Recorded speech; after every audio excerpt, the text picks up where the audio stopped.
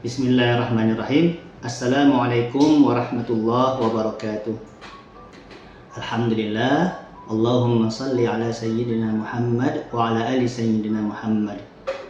Baiklah, pada hari ini kita akan berbicara tentang lahan ya dalam membaca Al-Quran.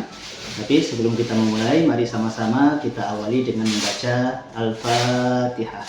A'udzubillahi minasyaitonirrajim. Bismillahirrahmanirrahim. Alhamdulillahi rabbil alamin. Ar-Rahmanir-Rahim. Maliki yaumiddin. Iyyaka na'budu wa iyyaka nasta'in. Ihdinas siratal mustaqim. Siratal ladzina an'amta 'alaihim ghairil maghdubi 'alaihim waladdallin. Amin. Alhamdulillah, kita akan bicara tentang lahan ya. Apa itu yang dimaksud dengan lahan? Dalam bahasa Arab, lahan memiliki makna yang beragam secara bahasa. Pertama adalah as-saut al-mauzun atau suara yang teratur dan berirama. Lahan juga bisa berarti secara bahasa yaitu mengatakan sesuatu yang hanya dapat dipahami oleh orang tertentu, tapi tersembunyi dari orang lain. Ini seperti bahasa-bahasa kode yang hanya dipahami oleh mitra bicara tertentu, tapi mitra bicara yang lainnya itu tidak memahami maksud dari perkataannya. Nah, ini dibilang lahan juga. Yang ketiga makna lahan ialah sarful kalam an wajhihi, atau menyimpangkan kata dari makna aslinya. Jadi ada penyimpangan makna dari kata yang dilafalkan. Nah, itu dikatakan lahan juga secara bahasa. Nah, apa makna lahan secara istilah? Lahan secara istilah yaitu sebuah penyimpangan terhadap kaidah yang benar dalam membaca Al-Quran, baik dari segi tata bahasa yang dalam bahasa Arab sering disebut i'rab, ataupun dari segi tajwidnya. I'rab itu maksudnya baris terakhir kata dalam bahasa Arab itu ya. Misalnya harusnya Al-Qur'anu dibaca Al-Qur'ana atau Al-Qur'ani. Harusnya Bismillahi dibaca Bismillaha atau Bismillahu. Ha atau hu itu adalah lahan secara i'rab atau tata bahasa. Atau dari segi tajwidnya. Tajwidnya artinya bisa jadi dari segi panjang pendeknya atau hukum-hukum hurufnya. Semisal harusnya dibaca idhar malah dibaca idgham. Harusnya 2 harokat dibaca 4 harokat. Nah, ini masuk kategori lahan. Ada 2 jenis lahan yang harus kita ketahui. Pertama adalah lahan jalli, kesalahan besar yang terlihat jelas atau tampak jelas, terdengar jelas. Nah, itu jalli. Ada yang kedua adalah lahan khafi. Lahan khafi ini adalah kesalahan kecil yang lebih halus atau tersembunyi. Salahnya itu mungkin samar-samar. Nah, sehingga lahan khafi ini mendeteksinya atau mengetahuinya perlu orang-orang yang memang mahir dalam membaca Al-Quran dan mahir mendengarkan orang lain membaca Al-Quran. Berikut ada contoh kesalahan dari lahan jalli. Ya. Pertama, kesalahan pada struktur kata dan hurufnya. Ya, jadi kalau ada mengganti satu huruf dengan huruf lain, semisal huruf po dibaca do, atau sebaliknya dibaca waladdallin dibaca walatto. Nah, ini salah besar. Ini orang lain juga sudah tahu itu salah, itu bukan do tetapi dia baca to. Atau alhamdu dibaca alhamdu, dibaca dhu. Nah, ini lahan jalli.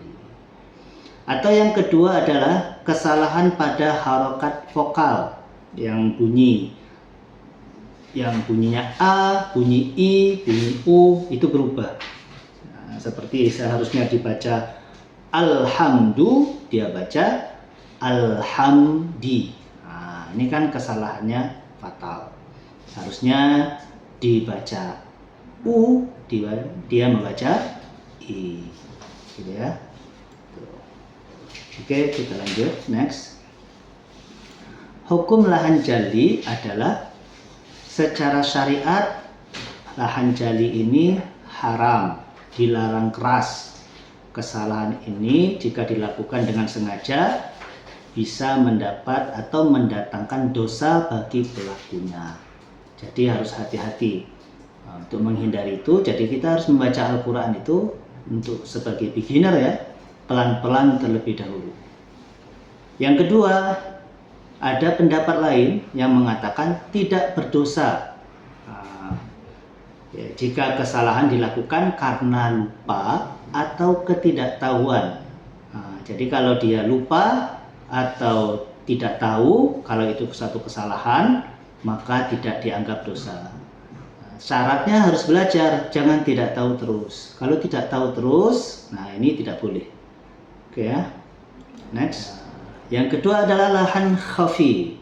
Apa itu lahan khafi? Lahan khafi itu adalah disebut dengan khufyan atau tersembunyi karena kesalahan ini tidak mudah dikenali oleh orang awam. Nah, makanya kesalahan tersembunyi. Hanya orang yang terlatih dalam ilmu tajwid dan qiraat yang dapat mendeteksinya.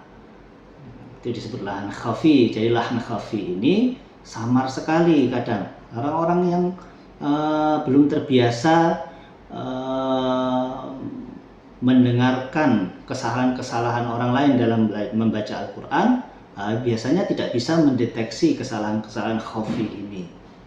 Ada dua jenis lahan khafi ya, yang harus kita pahami. Pertama adalah kesalahan yang diketahui oleh sebagian besar pembaca Al-Quran, seperti melanggar hukum tajwid, misalnya bunyi idgham, bunyi ikhfa, anta sama anna, nah itu gunnah di ikhfa sama gunnah di gunnah. Ada gunnah ikhfa, ada gunnahnya gunnah. Nah itu kalau memang tidak bisa membedakan, nah itu nanti bisa ketukar. Atau bunyi ikhfa yang standar sama ikhfa yang a'la, yang di atas standar, nah itu juga beda. Nah ini sama misal minka sama anta, nah itu ikhfanya berbeda. Nah bunyi-bunyi ikhfa seperti itu kesalahannya sebagian besar pembaca mungkin bisa mengetahui. Kemudian yang jenis kedua adalah kesalahan yang hanya diketahui oleh ahli yang membaca Al-Quran atau pembaca yang mahir. Nah, ini agak sulit mendeteksinya. Misal kesalahan pada takrir ro, misal getaran dari bunyi ro. Nah, itu dia kalau dalam kondisi tasydid, dalam kondisi tebal, dalam kondisi tipis, nah itu getarnya itu berbeda-beda. Nah, ini hanya bisa dideteksi oleh orang-orang yang mahir membaca Al-Quran. Misal antara mustaqor dengan akbar, nah, itu kan ada getar ro. Nah, itu berbeda-beda getar ro yang tasydid dengan getar ro yang tidak tasydid.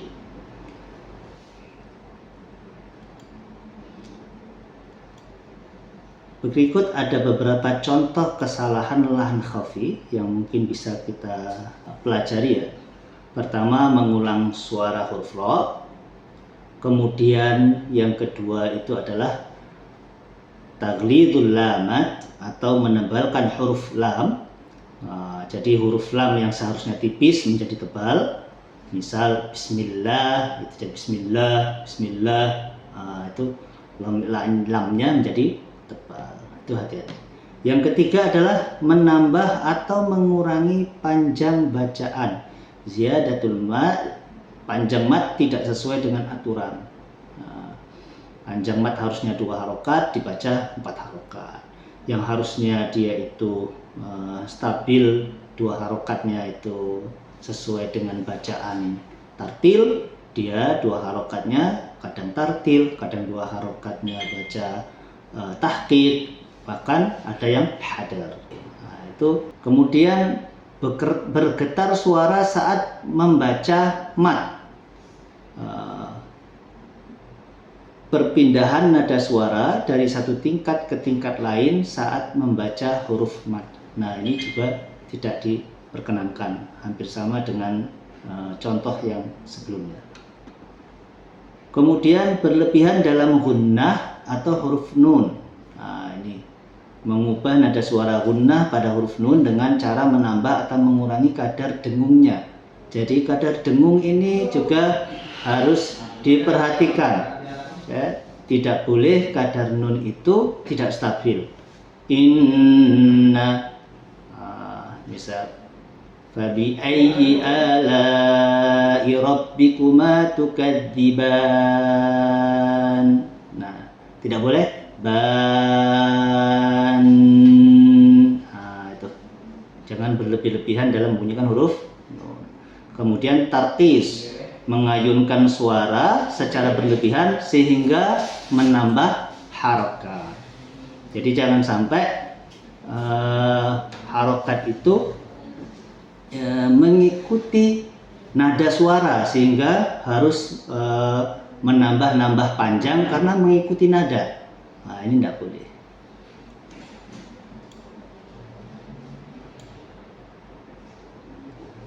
Kemudian yang ketujuh adalah at-tar'id, atau ketika seorang membuat suaranya bergetar seolah-olah dia sedang kedinginan akibat hawa dingin. Nah, ini menggetar-getarkan suara seperti orang menggigil. Nah, ini dibuat-buat, tidak boleh juga. Atau tahzin.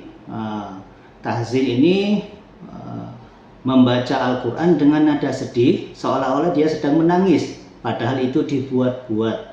Nah, ini dilarang karena mengandung unsur riya, kata para ulama. Kemudian at-tatrib. Tatrib ini adalah menaikkan dan menurunkan nada suara dengan cara menyerupai nyanyian atau sesuatu yang mendatangkan kesenangan. Nah, ini juga masuk lahan khafi.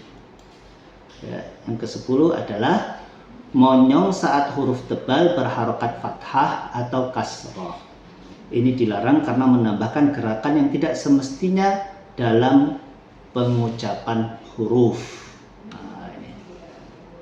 Allah, Allah misalnya. Nah, ini tidak boleh. Kemudian 11, takhfiful harfil musyaddad.